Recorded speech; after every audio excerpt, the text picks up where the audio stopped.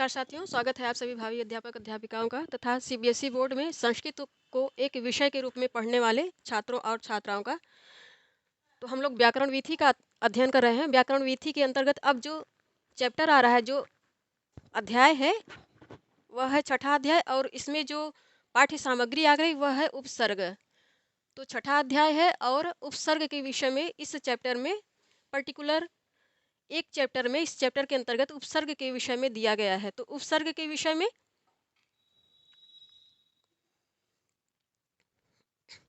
उपसर्ग को संस्कृत व्याकरण में पाणि ऋषि ने इसको स्वरादि निपात मव्ययम इस सूत्र के अंतर्गत डिफाइन किया है। तो यह उस सूत्र के अंतर्गत आता है जिसको कहा जाता है स्वरादि निपात मव्ययम, अर्थात अव्यय। इसलिए ये अव्यय के अंतर्गत आता है। तो अव्यय वे हैं जिनके रूप में विभक्ति वचन लिंग की दृष्टि से कोई परिवर्तन नहीं हुआ करता है। इनके लिए एक श्लोक ही आया करता है, सदृशम त्रिषु लिंगेषु सर्वासु च विभक्तिषु वचनेषु च सर्वेषु यन्न व्येति तदव्ययम, अर्थात जिनका व्यय नहीं होता, जिनमें कोई खर्च नहीं होता, जिनका खर्च नहीं होता है, वही अव्यय हैं। जिनके रूप में कोई परिवर्तन नहीं होता है, कोई विकार नहीं होता है, वही अव्यय हैं। तो अव्यय की दृष्टि से संस्कृत व्याकरण में अव्ययों को जो कैटेगराइज किया गया है उनमें उपसर्ग भी आता है। तो अव्यय पहले टॉपिक हो गया अव्यय। अव्यय को जो कैटेगराइज किया गया है तो पहले उपसर्ग आता है। उपसर्ग अव्यय है और क्रिया विशेषण भी अव्यय है। उपसर्ग क्रिया विशेषण, इसके पश्चात समुच्चय बोधक जो शब्द हैं, समुच्चय बोधक, इसके पश्चात मनोविकार सूचक, अब आप इसको इंग्लिश में इसको कंजक्शन कह सकते हैं और इसको इंटरजेक्शन कह सकते हैं, इसको एडवर्ब कह सकते हैं। मनोविकार सूचक, जिसके द्वारा हृदय के भाव प्रकट किए जाते हैं उसको मनोविकार सूचक कहते हैं। मनोविकार सूचक। तो संस्कृत व्याकरण में अव्ययों को 4 भागों में बांटा गया है। तो वो भाग कौन से हैं? पहला है उपसर्ग, फिर दूसरा है क्रिया विशेषण, तीसरा है समुच्चय बोधक और चौथा है मनोविकार सूचक। उपसर्ग को 4 पॉइंट के अंतर्गत बांटा गया है, फिर इनके अंतर्गत इनका अध्ययन किया जाता है। तो उपसर्ग अव्यय है, इनके विभक्ति वचन और लिंग की दृष्टि से इनमें विकार नहीं होता है, परिवर्तन नहीं होता है, इनका खर्च नहीं होता है। इसके विषय में व्याकरण विधि के इस पाठ में दे रहे हैं कि धातु रूपों तथा धातुओं से निष्पन्न, धातु रूपों तथा धातुओं से निष्पन्न शब्द रूपों से पूर्व, शब्द रूपों से पूर्व, धातु रूपों, धातुओं में भी ये जोड़ते हैं, धातु रूपों तथा धातुओं से निष्पन्न, धातुओं के द्वारा जो शब्द रूप निष्पन्न होते हैं, धातुओं से जो शब्द रूप निष्पन्न होते हैं, जैसे पूरा कृदंत प्रत्यय है। कृदंत क्या है? क्रियाओं में ही ये शब्द रूप, क्रियाओं में प्रत्यय लग कर उनके शब्द रूप चला करते हैं। तो ये कृदंत पूरा प्रकरण क्रियाओं से ही निष्पन्न होता है और उसके शब्द रूप 7 विभक्तियों में शब्द रूप चला करते हैं। कृदंत प्रकरण जो है काफी बड़ा है, पाणिनि अष्टाध्याय में उसको पूर्व कृदंत, उत्तर कृदंत और उड़ादि 3 भागों में बांटकर पढ़ाया जाता है और काफी बड़ा है, काफी विस्तृत है और काफी ज्ञान की दृष्टि से बेहद ही इंपॉर्टेंट है, यूजफुल है। तो धातु रूपों तथा धातुओं से निष्पन्न शब्द रूपों से पूर्व प्रयुक्त होकर उनके अर्थ का परिवर्तन करने वाले शब्दों को उपसर्ग कहते हैं। ये हो गई उपसर्ग की परिभाषा। उपसर्ग क्या है? धातु रूपों तथा धातुओं से निष्पन्न शब्द रूपों से पूर्व प्रयुक्त होकर उनके अर्थ का परिवर्तन करने वाले शब्दों को उपसर्ग कहते हैं।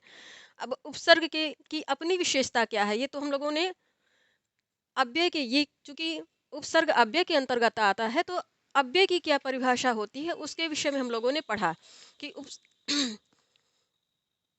यहाँ पे अब उपसर्ग के विषय में दे रहे हैं। उपसर्ग के विषय में पढ़ लेते हैं। उपसर्गेण धात्वर्थो बलादन्यत्र नीयते प्रहाराहार संहार विहार परिहारवत। तो इसका आशय ये है कि उपसर्गों के जुड़ने से पद का अर्थ बदल जाता है। पद का अर्थ उसी को यहाँ पे कह रहे हैं, उपसर्ग धात्वर्थो बलादन्यत्र नीति, अर्थात ये जब जिन धातुओं में आकर लग जाते हैं उन धातुओं के अर्थ विभिन्न, जैसे विभिन्न प्रत्यय, जैसे विभिन्न प्रकार के प्रत्यय लगेंगे वैसे ही विभिन्न प्रकार के अर्थ भी निकलेंगे। तो धातुओं का जो मूल अर्थ है वह परिवर्तित हो जाता है कब, जब आकर उनसे उपसर्ग जुड़ जाते हैं। जब उनमें उपसर्ग आकर पहले जुड़ जाते हैं, और उपसर्ग सदैव पहले जुड़ा करता है और प्रत्यय सदैव बाद में जुड़ा करता है, ये नियम है। उपसर्ग सदैव पहले आएगा, चाहे क्रिया में जुड़े, क्रिया जिस भी शब्द के आगे, जिस भी धातु के आगे ये जुड़ेगा वो उस पहले ही आएगा, पहले आके जुड़ेगा, और जो प्रत्यय होता है वह सदैव बाद में जाके जुड़ता है। तो ये पहले आता है, उपसर्ग पहले आएगा, प्रत्यय बाद में जाएगा। उपसर्ग धात्वर्थो बलादन्यत्र नीयते, प्रहाराहार संहार विहार परिहारवत। यहाँ पे ये परिवर्तन दिखा रहे हैं कि उपसर्ग के लगने से धातुओं के अर्थ बदल जाते हैं। तो जैसे ही विभिन्न प्रकार की धातुएं होती हैं, किंतु उनमें विभिन्न प्रकार के प्रत्यय लगेंगे तो उनका जो मूल स्वरूप है, मूल अर्थ है, वो परिवर्तित हो जाता है। जैसे विभिन्न प्रकार के जब उपसर्ग आके उनमें लगेंगे तो उसी उपसर्ग के क्रम में जैसे वो लगेंगे वैसे उनका अर्थ भी परिवर्तित हो, एक ही धातु के कई अर्थ निकला करते हैं, कब, जब उपसर्ग आकर उनसे जुड़ जाते हैं। इसी को दिखा रहे हैं कि प्रहाराहार संहार विहार परिहारवत। उपसर्गों, अब यहाँ पे उसको डिफाइन कर रहे हैं। उपसर्गों के जुड़ने से पद का अर्थ बदल जाता है, यथा हार, हार शब्द है, हार शब्द का अर्थ है माला, किंतु इसमें प्र उपसर्ग लगकर प्रहार बन जाता है। प्रहार प्रहार का अर्थ है मारना, किसी प्रहार बन जाता है जिसका अर्थ है मारना। इसी प्रकार आ उपसर्ग लगने पर आहार, आहार का अर्थ है भोजन, आहार बनता है जिसका अर्थ है भोजन। इसी प्रकार हार में सम उपसर्ग लगने पर संहार बन जाता है जिसका अर्थ है नष्ट करना। तो देखिए विभिन्न संदर्भों में धातुओं के वही शब्द वही है, किंतु उपसर्ग लगने से धातु वही, धातु रूप वही है, धातुओं का मूल स्ट्रक्चर यहाँ पे जब इसको तोड़ेंगे तो इसमें धातु आ रही। तो ऐसे ही ये धातु पद में जुड़ने से उपसर्ग के जुड़ने से इसकी उपस्थिति के कारण धातुओं के अर्थ विभिन्न संदर्भ, जैसे जैसे उपसर्ग बदलेगा वैसे ही उनके अर्थ भी बदलेंगे। धातु एक ही रहेगी, किंतु उपसर्गों के बदलने से उनके अर्थ में परिवर्तन बार बार होता जाता है, बार बार देखा जाता है। जैसे प्र उपसर्ग लगाकर ये प्रहार बन गया, प्रहार का अर्थ है मारना, एकदम उल्टा अर्थ आ गया। हार का अर्थ है माला, गजला जो गले में धारण की जाती है, किंतु प्र की उपस्थिति के कारण इसका अर्थ बदल गया, सर्वथा बदल गया। अब इसके पश्चात आ उपसर्ग है, आ उपसर्ग के लगने से वही जो हार शब्द है वो आहार बन गया, अब इसका अर्थ निकलेगा भोजन। तो ये दिखा रहे हैं कि कैसे उपसर्गों के लगने से धातुओं के अर्थ में परिवर्तन हो रहा है। अब यहाँ पर हार में सम उपसर्ग लगने से, हार शब्द वही है किंतु हार में सम उपसर्ग लगने से बन गया संहार, संहार का अर्थ है नष्ट करना, मारना। अब हार में यदि वी उपसर्ग जुड़ गया, हार में यदि वी उपसर्ग जुड़ गया तो बन गया विहार, विहार का अर्थ है घूमना फिरना, इसका बन जाएगा विहार शब्द, विहार बन जाएगा जिसका अर्थ है घूमना फिरना।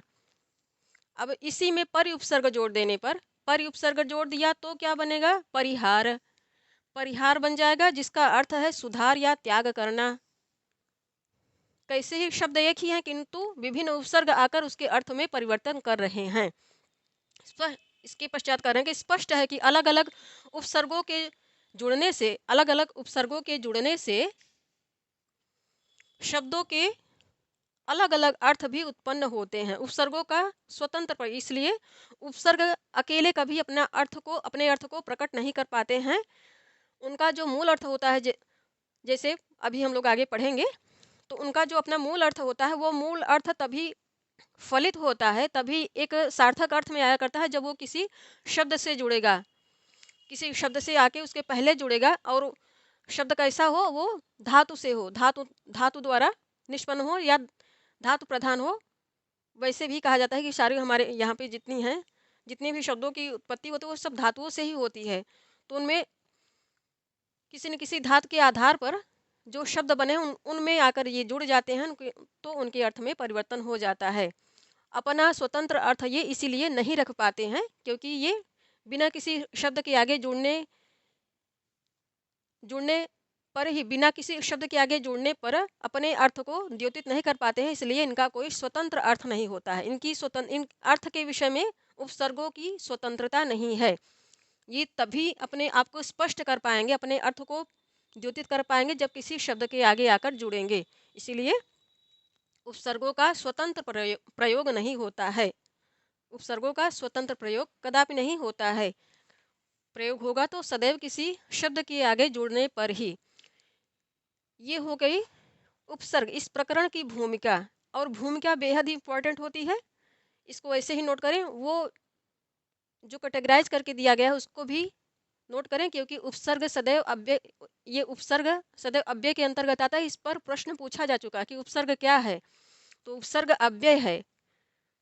पढ़े नहीं, विभक्ति वचन लिंग की दृष्टि से उनमें कोई विकार, चाहे विभक्ति हो, चाहे वचन हो, चाहे लिंग हो, लिंग की विभक्ति वचन लिंग की दृष्टि से उनमें कोई विकार उत्पन्न न हो, तभी वह अव्यय है। और अव्ययों को 4 कोटि में बांटा गया है: उपसर्ग, क्रिया विशेषण, समुच्चय बोधक, मनोविकार सूचक। तो उपसर्ग अव्यय के अंतर्गत है, अव्ययों की। हाँ, उनको पद बनाने के लिए उनमें प्रथमा विभक्ति अवश्य लगाया जाता है, क्योंकि बिना पद बने कोई भी शब्द संस्कृत व्याकरण की दृष्टि से अशुद्ध है या निरर्थक है, तो उसको पद बनाया जाता है। पद बनाने के लिए जो अव्यय हैं, जिनका विकार नहीं होता है कोई, जिनमें कोई घटाव बढ़ाव नहीं होता है, जिनका खर्च नहीं होता है, तथापि उनको सार्थक बनाने के लिए, उनको पद बनाने के लिए उनमें प्रथमा विभक्ति लगाई जाती है। जैसे उच्चई है, निच्चई है, इनके शब्द रूप नहीं चलेंगे, अव्यय हैं, किंतु इनको पद बनाने के लिए इनमें प्रथमा विभक्ति लगाई जाती है। तो ये नियम है।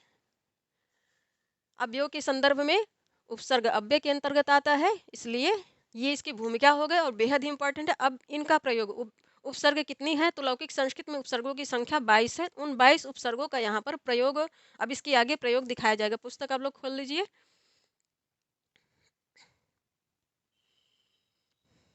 पुस्तक न हो तो पीडीएफ ही खोल सकते हैं। इसके पश्चात अब प्रयोग दिखाया जा रहा है। प्र, परा, अप, समय, इस प्रकार कुल मिला के इनकी काउंटिंग भी दी जा रही है।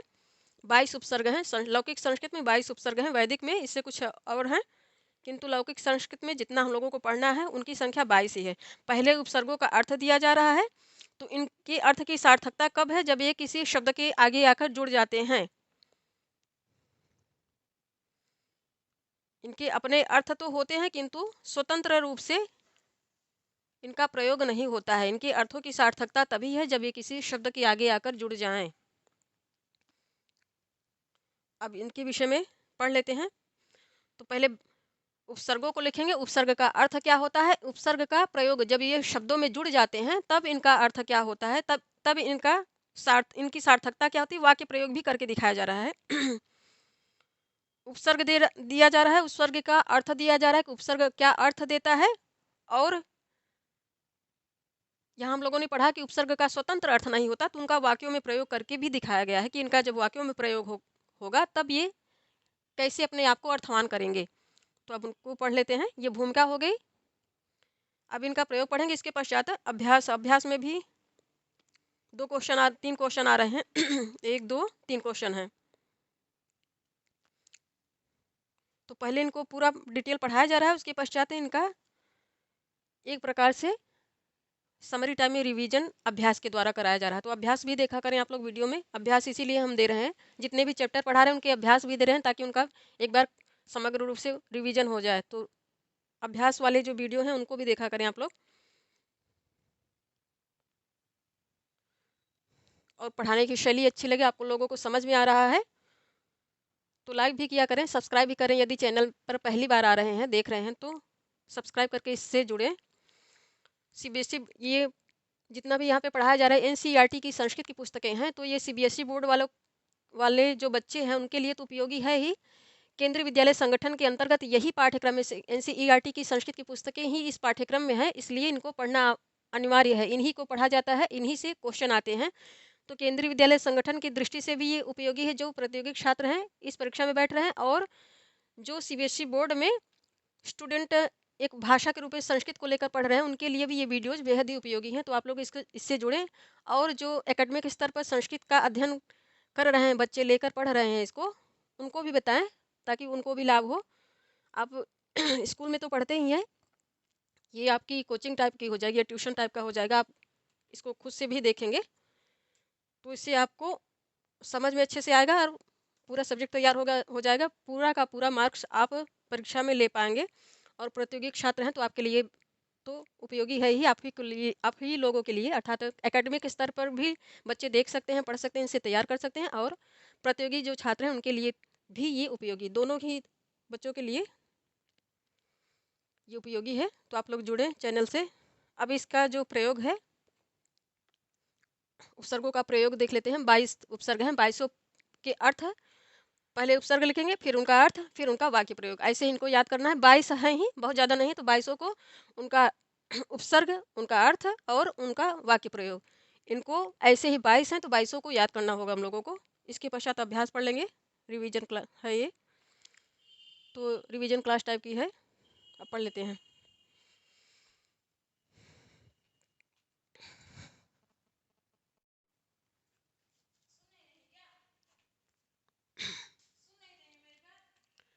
अब उपसर्गों का प्रयोग दिखाया जा रहा है।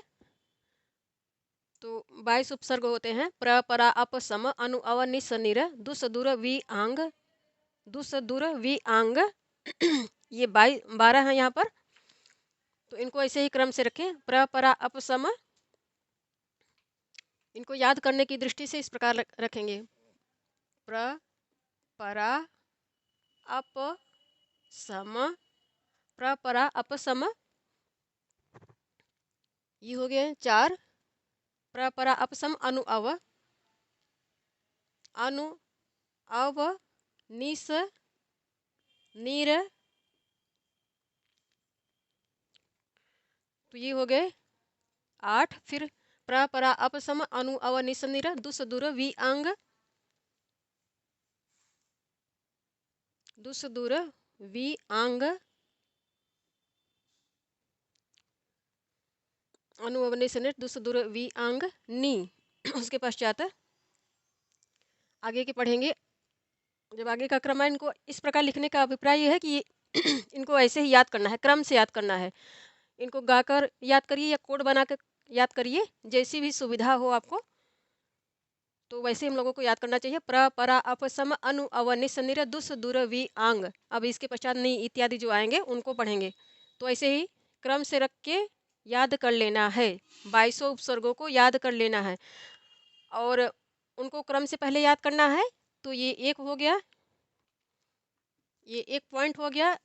इसके पश्चात उपसर्गों का अभिप्राय, उपसर्गों का अभिप्राय क्या है और उनको वाक्य में कैसे प्रयोग करते हैं, इसके लिए उपसर्ग लिखिए। उपसर्ग रख के उनके अभिप्राय को भी याद करना होगा और उनका जो एक एक उदाहरण आ रहा है उदाहरण को भी याद करना होगा। तो उपसर्ग का प्रकरण समझ लीजिए कि हमेशा के लिए तैयार हो गया। यदि इतना परिश्रम इस चैप्टर में कर लेंगे तो ये प्रकरण भी, उपसर्ग वाला प्रकरण भी हमेशा के लिए तैयार हो जाएगा। आगे की परीक्षा में, अभी आप एकेडमिक स्तर पे पढ़ रहे हैं तो भी ठीक है, आगे आप जैसे प्रतियोगी परीक्षाओं की फील्ड में उतरेंगे तो बेहद ही ये सब चीज़ें सपोर्ट करेंगी आपको। और यदि आप प्रतियोगी छात्र हैं तब तो याद होना ही चाहिए ये चीज़ें। तो प्र है, पहला उपसर्ग क्या है? प्र। प्र का अभिप्राय क्या होता है? प्रभवती। प्रभवती निकलने के अर्थ में आता है। प्रकर्ष, ये उत्कर्ष के अर्थ में अर्थात आगे बढ़ने के अर्थ में होता है। और प्रयत्न, ये प्रयास करने के अर्थ में। प्रतिष्ठा, यश या कीर्ति को कहते हैं। इतने अर्थों में यह आया करता है, और भी अर्थ इसके निकल सकते हैं। प्र, ये जैसे ही लगता जाएगा, जैसे ही धातुओं में, जैसे शब्दों में लगता जाएगा वैसे इसके अर्थ भी निकलते जाएंगे। तो यहाँ पे इतने अर्थ दिखाए गए हैं।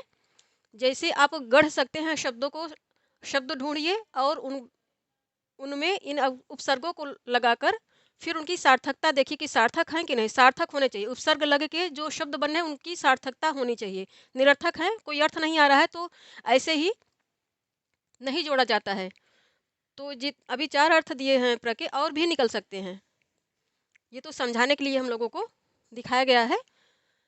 अब इसका एक एक पद का वाक्य प्रयोग दिया गया है। उपसर्ग प्रयोगण शब्द निर्माण। उपसर्ग के प्रयोग से तृतीय एकवचन बन रहा है, शब्द का निर्माण। उपसर्ग के प्रयोग से शब्द का निर्माण। अब एकस्य पदस्य वाक्य प्रयोग, एक पद का वाक्य प्रयोग षष्ठी एकवचन में है, वाक्य प्रयोग प्रथमांत है।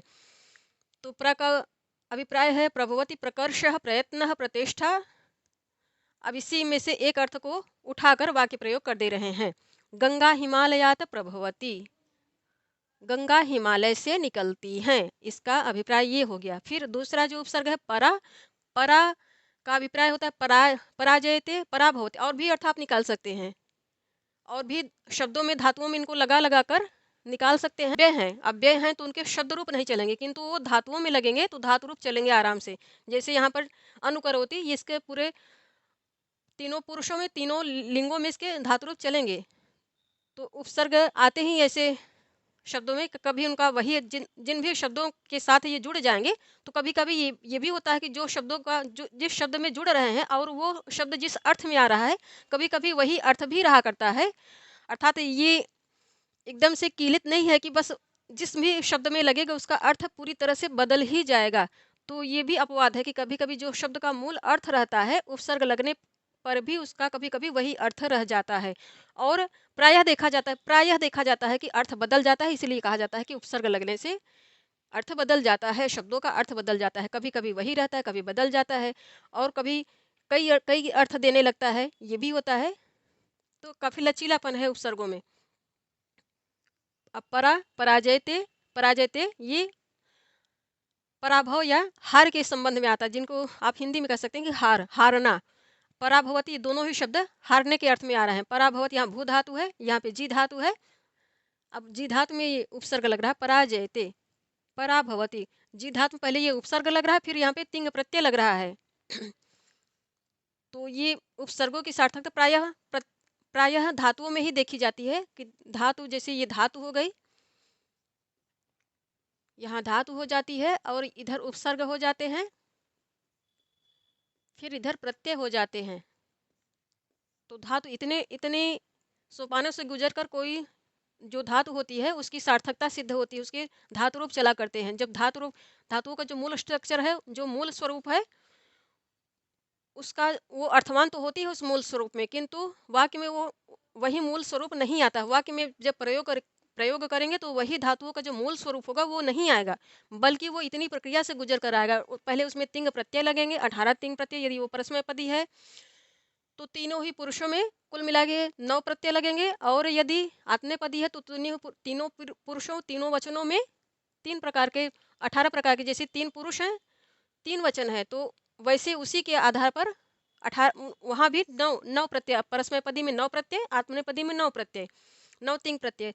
तो उन प्रत्ययों को लगकर जब ये पद बनते हैं, पद बनकर जब इनमें क्रिया प्रत्यय लग जाते हैं, तब इनका स्ट्रक्चर बनकर आता है। तो जब क्रिया प्रत्यय लगने से पूर्व इनकी ये स्थिति होती है, बीच में जो धातु आती है, इसका मूल स्वरूप, धातु का मूल स्वरूप यहाँ पे रहता है बीच में, इसके पहले उपसर्ग आया करता है, फिर प्रत्यय, तिंग प्रत्यय, अर्थात इसमें तिंग प्रत्यय जुड़ा करते हैं, तिंग प्रत्यय इनको आप कह सकते हैं।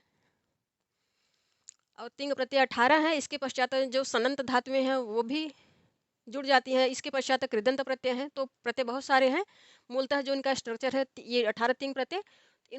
तो इनको समझाने के लिए कि इनमें क्रिया प्रत्यय कैसे जुड़ता है, इतने सोपाने से गुजर कर कोई धातु निकलती है, तब वो उसका धातु रूप चलता है, वो उसका धातु रूप निष्पन्न होता है और वो अर्थवान होती है, एक विशेष अर्थ में स्थिर होती है। तो ये स्ट्रक्चर है। अब दूसरा पराजयते पराभवती, यहाँ पे समझ लेते, यहाँ पे देखिए जी धातु है, यहाँ भू धातु है, यहाँ तिंग प्रत्यय लग रहा है, यहाँ आत्मनेपदी का तिंग प्रत्यय लग रहा है, यहाँ परस्मैपदी का तिंग प्रत्यय लग रहा है, और जैसे तिप तस्झी, तो यहाँ पे तिप प्रत्यय लग रहा है, और यहाँ पे ताम ता प्रत्यय लग रहा है, क्योंकि ये आत्मनेपदी है। तो यही इनका स्ट्रक्चर है, ये समझाने के लिए चर्चा यहाँ पे इतना कर दिए।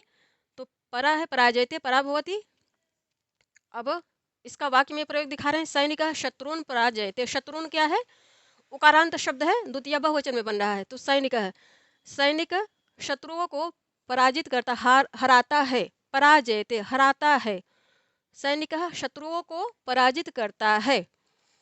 अब अप जो उपसर्ग आ रहा है अप, तो इसका अभिप्राय है अपहरति। अपहरति अर्थात अपहरण करता है, अपकरोति अर्थात अपकार करता है, किसी के कार्य को बिगाड़ता है। तो अपहरति अपकरोति ये अप के अभिप्राय हो गए। ऐसे और भी शब्द गढ़े जा सकते हैं। अब इनका वाक्य में प्रयोग दिखा रहे हैं। तो यहाँ पे देखिए अपहरति अपकरोति, यहाँ पे क्री धातु आ रही है, तिप प्रत्यय आ रहा है, चूंकि परस्मैपदी है तो यहाँ तिप प्रत्यय, तिप जो तिंग का तिप प्रत्यय लग रहा है। और यहाँ पर भी ह्री धातु, यहाँ पर ह्री धातु है, यहाँ पर क्री धातु है, अप उपसर्ग है, अप उपसर्ग है, ह्री धातु है, और तिंग प्रत्यय में जो प्रत्यय लग रहा है परस्मैपदी है, तो ति प्रत्यय जो पहला है तिप तजी तिप, अर्थात प्रथम पुरुष एक वचन में, ये पुरुष एक वचन में क्रिया आ रही, प्रथम पुरुष एक वचन में आ रही है, तो ति प्रत्यय लग रहा है, तिप तजी तिप, तिप तजी तिप प्रत्यय लग रहा है, यहाँ पे तिप प्रत्यय लग रहा है। तो ये इनका स्ट्रक्चर है, जो धातुओं का निर्माण होता है, जो उनके धातु रूप चलते हैं तो इस प्रकार चलते हैं। और धातु इस प्रकार बनती है, एक धातु रूप में निष्पन्न होने के लिए इतने सोपानों से गुजर कर जब वो आती है, निष्पन्न होती है, तो ये ऐसे ही स्वरूप उसके बनते हैं। अब इनका वाक्य में प्रयोग, चौरह धनम अपहरति, चौरह धनम, धनम क्या बनेगा, ये द्वितीय एक वचन में बनेगा। चोर धन को चुराता है, अपहरण करता है, यहाँ पे अपहरण चुराने के अर्थ में आ रहा है। अब सम, सम उपसर्ग आ रहा है, तो सम उपसर्ग का क्या अभिप्राय है, संस्करोति, संगच्छते, यहाँ पे सम उपसर्ग है, क्री धातु है, टिप प्रत्यय लग रहा है, संगच्छते, यहाँ पे त प्रत्यय लग रहा है, क्योंकि ये आत्मनेपदी में बना है, तो सम उपसर्ग है, गम धातु है, और त प्रत्यय लग रहा है, त आताम झ, तो संस्करोति, संस्करोति का अर्थ है संस्कार करना, संगच्छते का अर्थ है साथ में जाना। ऐसे और भी ढूंढे जा सकते हैं इनके अर्थ, सम उपसर्ग लगा के और भी न जाने कितने शब्द गढ़े जा सकते हैं। तो यहाँ एक दो, एक एक या दो दो, तीन तीन ऐसे अभिप्राय को, इनके अभिप्राय को समझाने के लिए दिया जा रहा है इनको बनाकर। अब इनका वाक्य में प्रयोग कैसे करेंगे, तो अध्यापक छात्रम संस्करोति, अध्यापक प्रथमांत है, प्रथमा एक विभक्ति में आ रहा है, और छात्रम द्वितीय एक विभक्ति में है, संस्करोति ये क्रिया हो गई। तो अध्यापक छात्रम संस्करोति, अध्यापक छात्र का संस्कार करता है, उसे परिष्कृत करता है, अर्थात उसके अंदर जो विकार है उनको निकालता है और उसको अच्छा बनाता है, संस्कृत करता है, इस प्रकार। अब अनु है उपसर्ग, पांचवा जो उपसर्ग है अनु, अनु, तो अनु का अभिप्राय क्या निकलेगा, जब ये शब्दों के साथ या धातुओं के साथ लगेगी, तो अनुगच्छति, अनुगच्छत का अर्थ है पीछे जाता है, अनुकरोति का अर्थ है अनुकरण करता है, तो यहाँ अनु उपसर्ग हो गया, गम धातु है, और तिप प्रत्यय लग रहा है, क्योंकि ये परस्मैपदी प्रथम पुरुष एक वचन में बन रही है धातु। अब ये भी परस्मैपदी है, प्रथम पुरुष एक वचन में बन रही, तो तिप प्रत्यय लग रहा है, यहाँ भी तिप प्रत्यय, यहाँ भी तिप प्रत्यय, यहाँ अनु उपसर्ग हो गया, क्री धातु हो गई, तिप प्रत्यय हो गया, तो अनुगच्छति अनुकरोति, इस अर्थ में ये अनु उपसर्ग आया करता है, शिष्य गुरुम अनुगच्छति। तो इसका अभिप्राय, गुरुम क्या है, उकारांत पुल्लिंग शब्द है, द्वितीय एक वचन में बन रहा है, शिष्य प्रथमांत है, तो शिष्य गुरु को अनुकरण करता है या उनके पीछे जाता है, गुरु के पीछे जाता है या गुरु को फॉलो करता है, उनका अनुकरण करता है। अब छठा जो उपसर्ग है अव, अव उपसर्ग है, अव उपसर्ग है, तो इसका अभिप्राय क्या निकलेगा, अवगच्छति अवतरति, यहाँ पे अव उपसर्ग है, गम धातु है, तिप प्रत्यय लग रहा है, और यहाँ पर अव उपसर्ग है, त्रि धातु है, और तिप प्रत्यय लग रहा है। अवगच्छति अर्थात समझता है, अवतरति अर्थात उतरता है, कहीं किसी ऊंचे स्थल में पहाड़ इत्यादि से नीचे आता है, अवरोहण, अवरोहण जिसको कहते हैं, नीचे अवरोहण या फिर अवरोहण करता है, अवतरति उतरता है। अब इसका वाक्य में प्रयोग है, रामः भवन्तम् अवगच्छति अवजानाति वा, राम, रामः प्रथमांत है, प्रथम पुरुष एक वचन बन रहा है, भवन्तम क्या है, ये तकारांत शब्द है और द्वितीय एक वचन में बन रहा है, अवगच्छति, राम आपको समझता है, जानता है, अवगच्छति अवजानाति, राम आपको समझता अर्थात आपकी बातों को समझता है, या फिर आपकी पहचान को, आप क्या हैं, कहाँ से आए हैं, किस पद पर कार्य कर रहे हैं, क्या आपकी खानदानी पहचान है इत्यादि आपको जानता है। वो जानने के अर्थ में इसका यही अभिप्राय निकलेगा कि राम आपको जानता है, आपको समझता है, आपके विचारों को समझता है, आपको जानता है। अब इसके पश्चात जो सातवां उपसर्ग आ रहा है निर्गच्छति निराकरोति, निर्गच्छति यहाँ पे भी गम धातु है, निर उपसर्ग लग रहा है, तिप प्रत्यय लग रहा है, और निराकरोति यहाँ भी क्री धातु है, तिप प्रत्यय लग रहा है, और उपसर्ग क्या है, निर। ऐसे ही उपसर्गों को पहचाना जाता है, धातु रूप आप देखिए तो तुरंत ऐसे ही पहचानने की कोशिश करिए कि यदि कोई धातु आ रही है और वो उपसर्ग सोपसर्ग है, धातुओं के साथ जब उपसर्ग आया करता है तो उनको सोपसर्ग कहते हैं, सोपसर्ग धातुएं, इनकी अलग ही कैटेगरी होती है। कैसे एक सामान्य सी धातु को कैसे उपसर्ग सहित बनाते हैं, अर्थात विशेष अर्थ को निकालने के लिए ये वक्ता अर्थात लेखक के ऊपर निर्भर करता है कि वो धातुओं विभिन्न अर्थों में, विशेष अर्थों में अपने अभिप्राय को स्पष्ट करने के लिए, अर्थात सामने वालों को समझाने के लिए उपसर्गों को लगाकर विभिन्न अभिप्रायों को उत्पन्न निकाल सकता है, ताकि सामने वाला वक्ता की बात को समझ सके या अच्छा संप्रेषण हो सके। संप्रेषण के लिए ये सब तरीके अपनाए जाते हैं वक्ता अथवा फिर लेखक इत्यादि के द्वारा। तो निर्गच्छति निकलता है, निराकरोति, निराकरोति किसी समस्या का निराकरण किया के अर्थ में ही आता है। निर्गच्छति निराकरण। ऐसे ही उपसर्ग सहित जो सोपसर्ग जो धातुएं आती हैं, उपसर्ग सहित, सोपसर्ग का अर्थ है उपसर्ग से, सोपसर्ग जो धातुएं आती हैं ऐसे उनको पहचाना जाता है। उपसर्ग पहचानिए, फिर मूल धातु को, तो यहाँ पे जैसे निर्गच्छति, अब यहाँ पे तिप प्रत्यय है हम लोगों ने तिप तजी इत्यादि जो 18 तिंग प्रत्यय उनको विषय में पढ़ा है। और क्रिया प्रत्यय क्या लगते हैं, तो ये क्रिया प्रत्यय क्या है, यहाँ पे ती आ रहा है लास्ट में, तो यही ती तह अंत्य हम लोगों ने पढ़ा है लट लकार में, तो ये क्रिया प्रत्यय हो गया, क्रिया प्रत्यय हो गया। और तिंग प्रत्यय के कारण इसको तिप कहा जाएगा। लट लकार में वर्तमान काल में है तो इसको क्रिया प्रत्यय कहेंगे। यही क्रिया प्रत्यय और तिंग प्रत्यय में भेद होता है। तिंग प्रत्यय उसका मूल स्वरूप है जो धातुओं की सिद्धि, धातुओं में लगकर उनको सिद्ध करता है, उनकी सार्थकता को बनाता है विभिन्न लकारों के अनुसार, विभिन्न पुरुषों के अनुसार और विभिन्न वचनों के अनुसार। फिर जब उनके धातु रूप चलते हैं तब वो क्रिया प्रत्यय बोले जाते हैं। तो ये तिंग प्रत्यय और क्रिया प्रत्यय में भेद है। तो इनको जब पहचानने का यही तरीका है, मूल धातु को ऐसे ही पहचाना। जैसे यहाँ पे गच्छति है, अब ये क्रिया प्रत्यय लगने के कारण गच्छति स्वरूप बन रहा है। लट लकार में प्रथम पुरुष एक वचन में यह स्वरूप बन रहा है क्रिया प्रत्यय लगने के कारण, अर्थात तिंग प्रत्यय से सिद्ध होने पर लट लकार प्रथम पुरुष एक वचन में यह क्रिया प्रत्यय लगेगा, ती, तीतः अंति। तो स्पष्ट है कि यहाँ पे जो धातु का मूल स्वरूप है वह गम है, गम धातु है, निरुपसर्ग है, तिप प्रत्यय लग रहा है। यहाँ भी निरुपसर्ग है, क्रि धातु है, तिप प्रत्यय लग रहा है। निर्गच्छति, निराकरोति। अब इनका वाक्य में प्रयोग, प्राचार्य कार्यालयात् निर्गच्छति। प्राचार्य कार्यालय से, कार्यालय पंचमी एक वचन में है क्योंकि अपादान के अर्थ में पंचमी आती है। आचार्य कार्यालय से, प्राचार्य कार्यालय से निकलते हैं, बाहर जाते हैं, बाहर जाने के अर्थ में। अब इसके पश्चात जो 8वां उपसर्ग आ रहा है निस, निस, तो इसका अभिप्राय है निष्कारणम, निःसरति, निःसरति। यहाँ पे स्त्री धातु है, तिप प्रत्यय लग रहा है और निस उपसर्ग है, निष्कारणम यहाँ भी निरुपसर्ग है, निष्कारणम, निष्कारण यहाँ पे ल्युट प्रत्यय लग रहा है और क्रि धातु है। ऐसे ही शब्द, ऐसे ही इनको पहचाना जाता है। तो अब इसका अभिप्राय है, ये इसका निष्कारणम अर्थात बिना किसी कारण के, निःसरति बाहर जाता है, निकलता है। सर्पः बिलाद निःसरति, बहुत बढ़िया यहाँ उदाहरण दे रहे हैं। सर्पः बिलाद अर्थात सर्प सांप, बिल से, बिलाद क्या है, पंचमी एक वचन में है। सर्पः प्रथमांत है पुल्लिंग में, प्रथमा एक वचन में। सर्प बिल से निःसरत निकलता है, निकलता है, बाहर निकलता है, अर्थात बिल के अंदर से निकलकर बाहर जाने के लिए निकलता है। अब इसके पश्चात 9वां उपसर्ग है दुस, दुस, दुस उपसर्ग है तो दुस्त्याज्य है, दुस्त्याज्य, त्यज धातु है यहाँ पर, दुस्त्याज्य है। दुस उपसर्ग है, त्याज धातु, त्यज धातु है। दुष्प्रयोजनम यहाँ पे लुट प्रत्यय है। इसी प्रकार अब जैसे प्रत्यांत, कृदंत प्रत्यय और तद्धित प्रत्यय इत्यादि, जो तद्धित प्रत्यय सदैव संज्ञाओं में लगते हैं, कृदंत प्रत्यय सदैव क्रियाओं में लगते हैं। तो कृदंत प्रत्यय ऐसे हैं कि बेहद ही लचीले होते हैं और बेहद ही इंटरेस्टिंग होते हैं। तो उनको लगाकर विभिन्न अर्थों में शब्दों को गढ़े, विभिन्न धातुओं को कृदंत प्रत्यय लगाकर विभिन्न अर्थों में शब्द बनाए जा सकते हैं। तो दुस्त्याज्य त्यज धातु है, दुष्प्रयोजनम यहाँ पे भी दुस उपसर्ग है और युज धातु है, लुट प्रत्यय लग रहा है क्योंकि लुट प्रत्यय जब लग जाता है तो नपुंसक लिंग में बना करता है।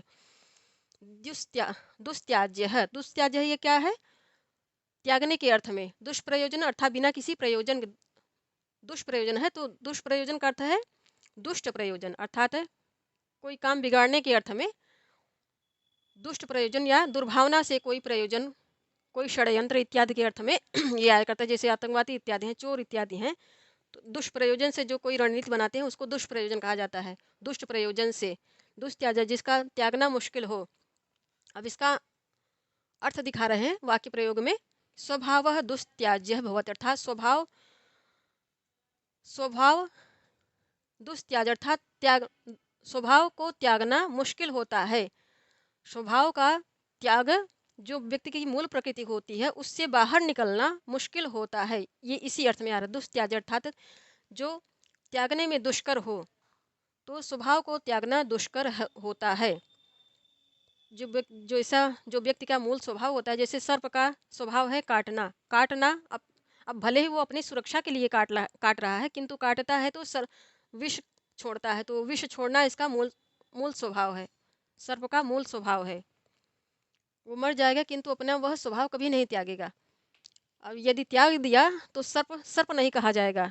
उसकी अपनी जो महिमा है सर्पदंश की, विष छोड़ने की, जिसके कारण लोग डरते हैं उससे, तो वो सारी महिमा खत्म हो जाएगी, उसका व्यक्तित्व खत्म हो जाएगा, कोई प्रयोजन नहीं रहेगा, कोई डरेगा नहीं, कोई डरेगा नहीं, कोई भय नहीं खाएगा उससे। तो ये हो गया दुष् का। अब दुर, 10वें नंबर पे दुर है दुर्बोध्य। दुर्बोध्य अर्थात जिसका समझना कठिन हो, जिसको समझना कठिन हो। दुर्लभ, जिस जो बड़े मुश्किल से, बड़ी तपस्या से, बड़ी ही मुश्किल से प्राप्त होता है, उसको दुर्लभ कहते हैं। दुर्बोध्य, जो जिसको समझना मुश्किल होता है अर्थात बोधगम्य न हो, तो उसी को दुर्बोध्य कहेंगे। दुर्लभ, जिसका जो बड़ी कठिनाई से प्राप्त होता है। तो अब इसका वाक्य में प्रयोग दिखा रहे हैं। दुर्बोध्य है, दुर्लभ है, कठिनाई से प्राप्त। तो यहाँ पे इसका वाक्य प्रयोग है अयम गूढ़ विषय दुर्बोध्य अस्ति। अयम गूढ़ विषय, ये क्या है? प्रथमा एक वचन में बना अयम, ये मकारांत सर्वनाम है, पुल्लिंग में बन रहा है क्योंकि इसके साथ ये अयम गूढ़ विषय, विषय है, ये इसके विशेषण के रूप में आ रहा है, तो इसलिए विशेष विशेषण समान विभक्ति समान वचन में आते हैं। अयम गूढ़ विषय दुर्बोध्य अस्ति। यह गूढ़ विषय, यह गूढ़ विषय दुर्बोध्य है, या फिर समझना, इस गूढ़ विषय को समझना मुश्किल है। यह गूढ़ विषय कठिन है, ये इस प्रकार कह सकते हैं, यह गूढ़ विषय कठिन है।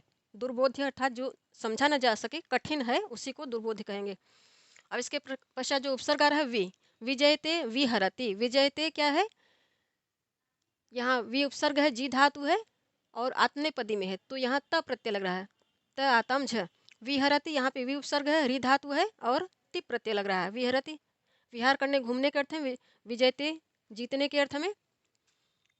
अब इसका वाक्य में प्रयोग धर्म सदा विजयते। धर्म की सदा विजय होती है। धर्म सदा विजयते, धर्म सदा जीतता है, इस प्रकार कहेंगे। धर्म सदा विजयते, षष्ठी नहीं लग रही है तो कहेंगे धर्म सदैव जीतता है। विजयते। अब इसके पश्चात आंग उपसर्ग आ रहा है। आकंठम आजीवनम। आकंठम अर्थात कंठ तक, आजीवनम अर्थात संपूर्ण जीवन भर। आजीवनम अर्थात जीवन भर, आकंठ अर्थात कंठ तक, गले तक। आकंठम जलम पीतम अर्थात उसने कंठ तक, पेट से लेकर कंठ तक जल पी लिया, इतना ज़्यादा जल पी लिया कि पेट से लेकर कंठ तक आकंठ जल पी लिया, आकंठ पानी पी लिया। ये हो गए 12 उपसर्ग। अब शेष उपसर्गों के विषय में, उपसर्ग ऐसे उनके अर्थ और उनके वाक्य प्रयोग, ऐसे इनको याद भी करना है। तो पढ़ लेते हैं।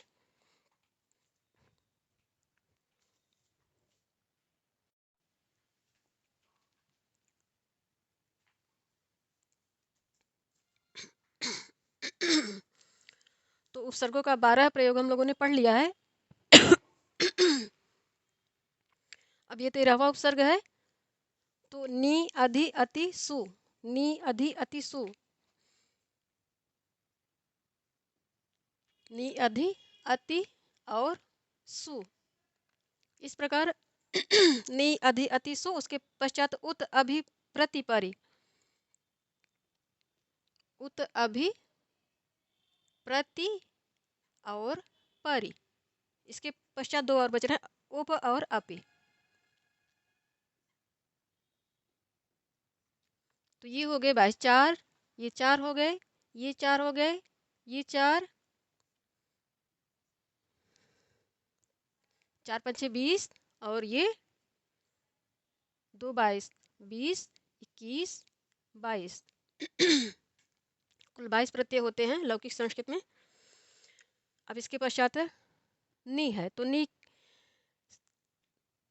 ये उपसर्ग है, निगदत उपसर्ग से लगकर जो धातु बन रही है, उपसर्ग लगकर जो क्रिया बन रही है, धातु और क्रिया को समझ लेते हैं। धातु क्रिया, धातु ये धातु का इसको, ये धातु वो होती है जो क्रिया का मूल स्वरूप है। इसको मूल स्वरूप भी कह सकते हैं। धातु मूल स्वरूप होता है और क्रिया, क्रिया कब बनती है, धातु क्रिया कब बनती है, जब ये धातु हो गई और इसमें 18 तिंग प्रत्यय, 18 तिंग प्रत्यय लगकर इनको पद बना लिया गया। धातु मूल स्वरूप को कहते हैं।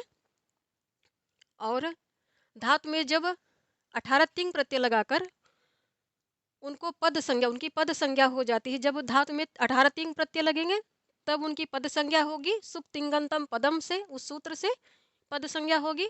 जब पद संज्ञा हो जाएगी तब वही, उसी को क्रिया कहेंगे। यही हो गई क्रिया, इसको आप क्रिया बोल सकते हैं। तो धातु और क्रिया में स्पष्ट रहना चाहिए। धातु मूल स्वरूप होता है, धातु क्रिया तब बनती है जब इसमें 18 तिंग प्रत्यय लगकर इसको पद बना लिया जाता है। जब पद बना लिया जाएगा तब इसके, संस्कृत में 10 लकार होते हैं, 10 लकारों में इनके धातु रूप चलेंगे। 10 लकारों में, तीनों पुरुषों में, तीनों वचनों में, तब इनके धातु रूप चलेंगे और वही, उन्हीं को क्रिया प्रत्यय कहते हैं या क्रिया कहा जाता है। तो ये जो यहाँ आ रही हैं ये सब, ये क्रियाएं हैं। क्रियाएं हैं। यहाँ पे नी उपसर्ग है, गद धातु है, तिप प्रत्यय, परस्मैपदी धातु तिंग प्रत्यय भी परस्मैपदी आत्मनेपदी दो भागों में विभक्त होते हैं। परस्मैपदी, आत्मनेपदी, इस प्रकार। तो तिप तस्झी परस्मैपदी का जो प्रथम पुरुष एक वचन दो वचन बहुवचन का प्रत्यय है, तिप तिप तस्झी। तो ये तिप प्रथम पुरुष एक वचन में, प्रथम पुरुष एक वचन में, लट लकार में तिप प्रत्यय लगता है। तो वही दोनों प्रत्यय यहाँ पे, दोनों ही धातुओं में, यहाँ पे ये पत धातु है, यहाँ गद धातु है। गद बोलने के अर्थ में आती है, पत गिरने के अर्थ में आती है। तो जब ये पत धातु है, नि उपसर्ग लग गया, तिप प्रत्यय लग गया, तो ये क्रिया बन गई। ये क्रिया है, ये भी क्रिया है। ये यहाँ भी नि उपसर्ग है, पत धातु है और तिप प्रत्यय, परस्मैपदी का प्रथम पुरुष एक वचन लट लकार में तिप प्रत्यय बनता है। तो तिप प्रत्यय है ये। तिप प्रत्यय क्या है, तिप प्रत्यय लगता है और इसका क्रिया प्रत्यय तब सिद्ध होता है जब ये लट लकार प्रथम पुरुष एक वचन में इसको चलाएंगे, इसका धातु रूप चलाएंगे, तो तब ये क्रिया प्रत्यय, ये क्रिया प्रत्यय लगेगा।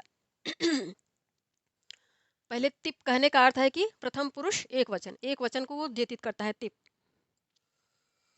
अब इसके पश्चात तो ये निगदति निपतति, निगदति, निगदति अर्थात सुनकर बोलता है और निपतति गिरता है। पुत्र पितरम निगदति, पिता पुत्र, पिता पुत्र को सुनकर, पिता पुत्र के पश्चात बोलता है, इस अभिप्राय में भी इसको कह सकते हैं।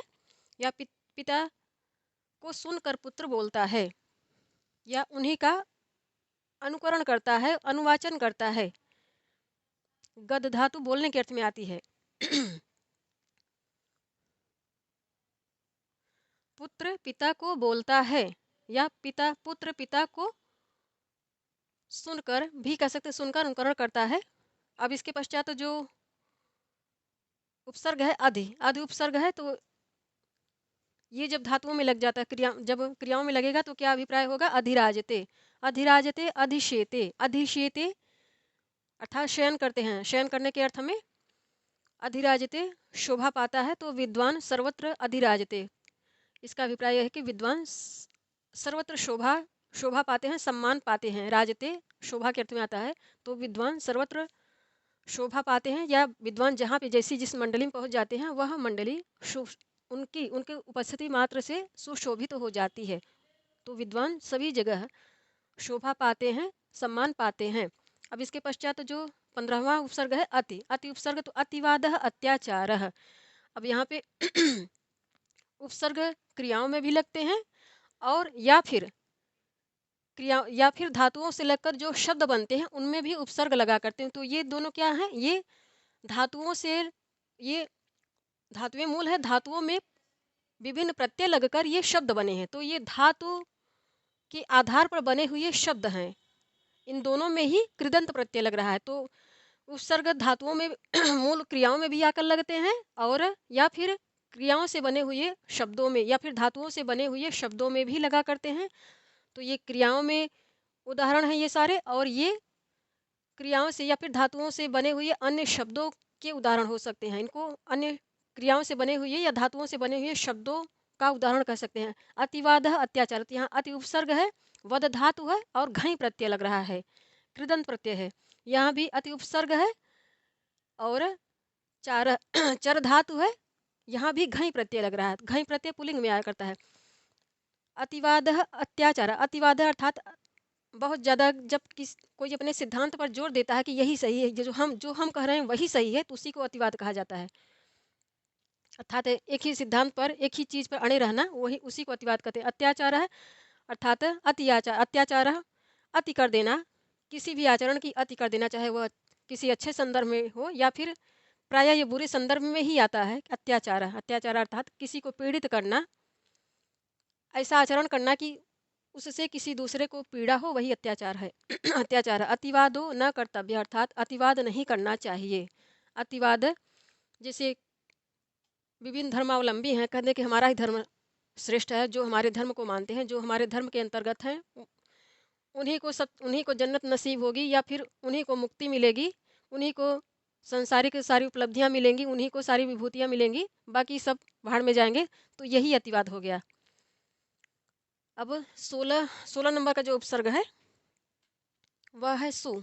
तो सुपुत्रण, तो इसका अभिप्राय ही ये तृतीया एकवचन में बना है। सुपुत्रण था अच्छे पुत्र से, या सुयोग्य पुत्र, या चरित्रवान पुत्र से भी कह सकते हैं आप। सुशोभते, तो सुशोभते अर्थात शोभा के अर्थ में, शोभा पाते हैं, तो ये सप्तमी एकवचन में आ रहा है, ये तृतीया एकवचन में आ रहा है। तो ये क्या है? ये शब्द हैं, धातुओं से बने हुए शब्द हैं।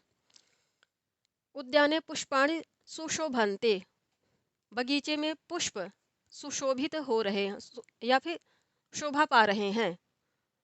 शोभा पा रहे, सुशोभन्ते, ये आत्मनेपदी की धातु है और प्रथम पुरुष बहुवचन में आ रही। उद्यान, बगीचे में पुष्प शोभित हो रहे हैं या शोभा पा रहे हैं। अब इसके पश्चात 17 नंबर का जो उपसर्ग है उड्डयते उत्पतिता। उड्डयते उड़ने के अर्थ में आता है, तो उड्डयते आत्मनेपदी धातु है, धातु में लगकर तो उत उपसर्ग है, डय धातु है, और ये त प्रत्यय लग रहा है। आत्मनेपदी का जो प्रत्यय है वो लग रहा है त, तो ये प्रथम पुरुष एक वचन को द्योतित करने के लिए ये प्रत्यय लग रहा है। बाकी जब इनका लकारों में रूप चला, और ये लकार में भी आ रहा है, लट लकार प्रथम पुरुष एक वचन में। उत्पतितः, तो ये धातु से बना हुआ शब्द है, धातु से बना हुआ शब्द है। यहाँ पे पत धातु है, अक्ता प्रत्यय लग रहा है। उत उपसर्ग है, पत धातु है, अक्ता प्रत्यय लग रहा है। उत्पतितः, तो इसका अर्थ है, ये भी उड़ने के ही अर्थ में आ रहा है। पक्षिणः आकाशे उड्डयते, पक्षी आकाश में उड़ते हैं। उड्डयन्ते, उड्डयन्ते पक्षिणः बहुवचन में है, प्रथमा नकारांत है पक्षिण, इसका प्रातिपदिक नकारांत बनेगा, तो ये प्रथमा बहुवचन में है। आकाश है सप्तमी एक वचन में है, पक्षी आकाश में उड़ते हैं, ये आत्मनेपदी धातु है, प्रथम पुरुष बहुवचन में आ रही है। अब इसके पश्चात जो 18 नंबर का उपसर्ग है अभि। अभि, तो अभिगच्छति अभ्यागतः। अभ्यागतः अतिथि के अर्थ में आता है। अभिगच्छति इसके उदाहरण आ रहे हैं। अभ्यागतः सर्वैः, अभ्यागतः सर्वैः सदा पूजनीयः।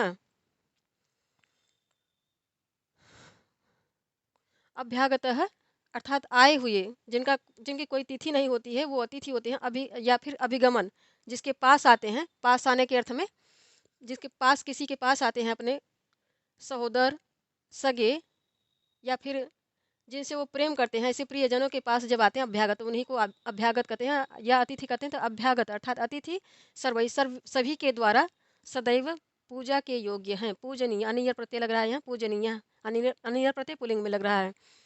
अब इसके पश्चात 19 नंबर का जो उपसर्ग है वह है प्रति। प्रति, तो प्रत्युपकार प्रत्यवदत, तो यहाँ पे प्रति उपसर्ग है, क्री धातु है और घई प्रत्यय लग रहा है।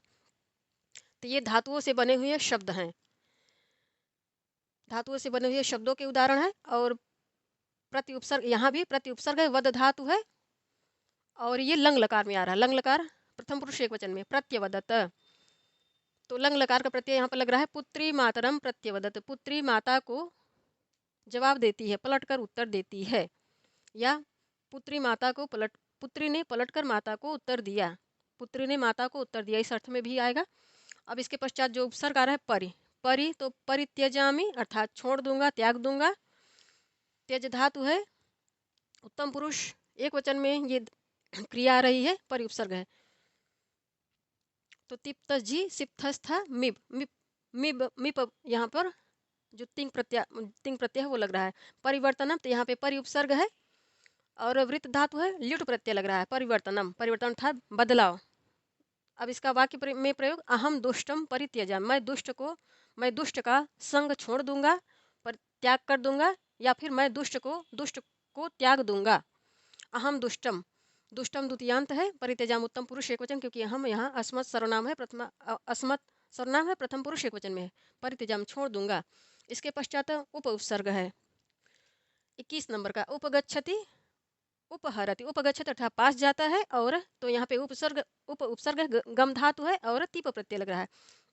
उपहरति यहाँ पे उप उपसर्ग है, री धातु है, तिप प्रत्यय लग रहा है। उपहरति तो ये हरण करने, चोरी करने की इत्यादि के अर्थ में, ये जाने के अर्थ में। अब इनका वाक्य में प्रयोग, शिष्य अध्ययनार्थम गुरुम उपगच्छति। शिष्य अध्ययन के लिए, पढ़ाई के लिए गुरु के पास जाता है। गुरुम ये द्वितीयांत बनेगा, गुरु को जाता है या गुरु के पास जाता है, ये अभिप्राय है। अब इसके पश्चात 22 नंबर का उपसर्ग अपि, अपि ये अंतिम है, तो अपि दधाति बंद करता है।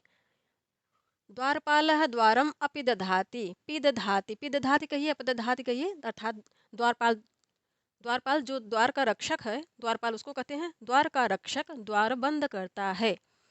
तो ये हो गया उपसर्ग, 22 उपसर्गों के अर्थ और उनका सार्थक वाक्यों में प्रयोग, कैसे उनको सार्थक बनाकर वाक्य में प्रयोग किया जाता है। ये वाक्य प्रयोग हो गया उपसर्गों का, ये उपसर्ग हो गए, और ये उपसर्गों के अभिप्राय हो गए।